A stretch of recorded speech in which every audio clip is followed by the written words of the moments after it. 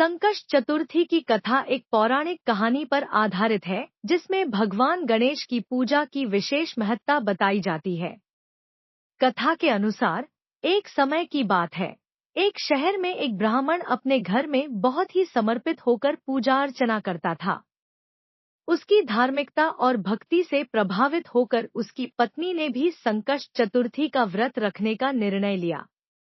इस व्रत को रखने से उनकी दरिद्रता और समस्याओं का समाधान होने की संभावना थी।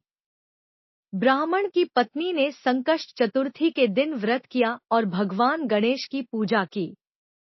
व्रत के दौरान उसने पूरे श्रद्धा और भक्ति के साथ गणेश जी की आराधना की। पूजा के बाद ब्राह्मण की पत्नी ने संकष्ट चतुर्थी के व्रत की कथा सुनाई और पूरे परिवार के साथ गणेश जी की पूजा की। इसके बाद ब्राह्मण के परिवार की दरिद्रता समाप्त हो गई और उनके जीवन में सुख समृद्धि आई। इस प्रकार संकष्ट चतुर्थी का व्रत रखने और गणेश जी की पूजा करने से ब्राह्मण के परिवार की समस्याएं समाप्त हो गईं और वे सुख शांति के साथ रहने लगे। इस कथा से यह सीखने को मिलता है कि संकष्ट चतुर्थी का व्रत रखने से जीवन की कठिनाइयों और समस्याओं का समाधान होता है और भगवान गणेश की कृपा से जीवन में समृद्धि और सुख शांति आती है।